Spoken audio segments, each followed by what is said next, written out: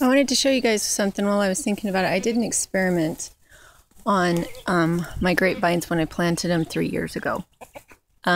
This one I pruned back to one main branch.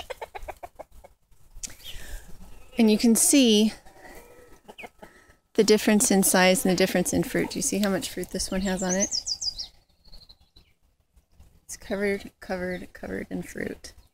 And besides that, I didn't do any other extra pruning. I didn't take it back just to two, one running one way and one running the other.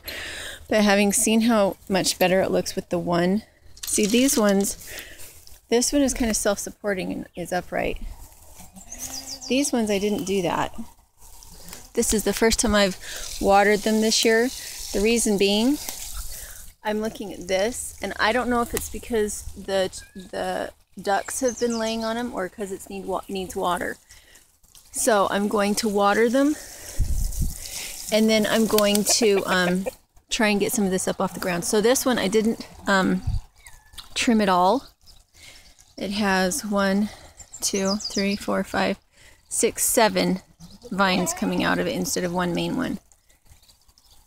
And this one has 1, 2, 3, 4, 5. And that one has 1. And again, look how much stabler it is. This one has vines all over the place. And it doesn't have as much fruit. I just don't think it looks as good.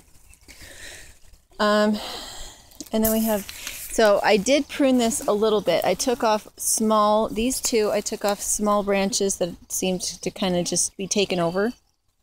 So these ones I did prune, not as much as that one though. These ones I didn't prune at all. And you see they kind of look, I just left them in their cages that I originally put them in to protect them from the chickens. They do have fruit on them, they are quite large.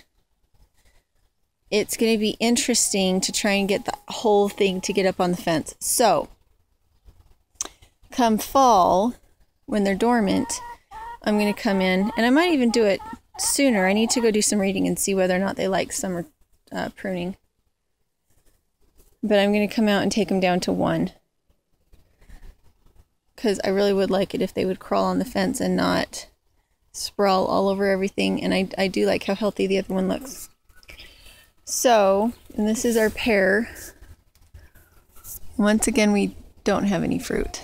I think I planted them too far apart. They're about 60, maybe 75 feet apart. And maybe that's just too far apart. Again, they were planted at the same time, but one of them got attacked by the goat.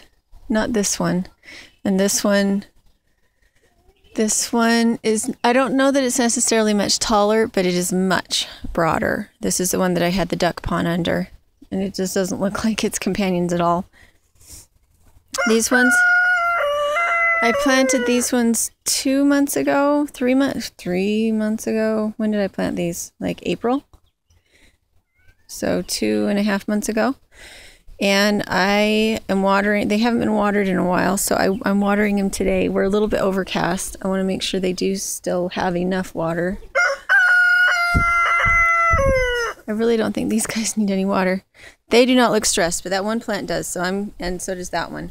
So I'm going to water them real quick, but not a lot.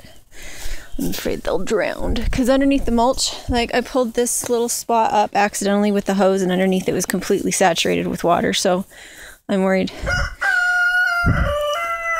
if I water the established ones much more, I'm going to have a problem with them having too much water. But I'm going to water them a little just in case.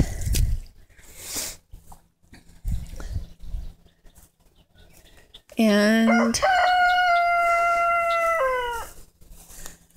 this is my unwatered garlic. Doesn't it look good? All the garlic in here looks really good. And if I remember right, this is pigweed. In fact, I'm going to pull it up and give it to the rabbits right now because I think they'll like it. Hi, girls. Are you ready to be milked? Just about. We have about another hour and a half. And I like to use this as a cage because I have my wings on my birds clipped so that they can't get in there. They can't fly over. I don't know if I should just let that raspberry die a natural death or not. But I have some other spots that look healthier This one's just not happy. And I don't know if I remember how often I've told you guys this, but last year was the first year that I actually went and put mulch on this area. Previous to that, it was spot mulch in the whole backyard, just spot mulching. But last year I got really determined and I got it all mulched. So this spot here didn't even have straw on it last year. And it didn't get any fertilizer. So that's why I believe that these perennials are such a good thing, is because they're covering the mulch.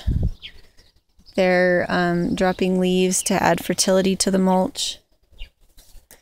I've got a couple grapes that I planted when I planted these last peaches and cherries, and they have not. I'm not holding out high hopes for them. I wish I was, but I'm not. Anyway, talk to you later.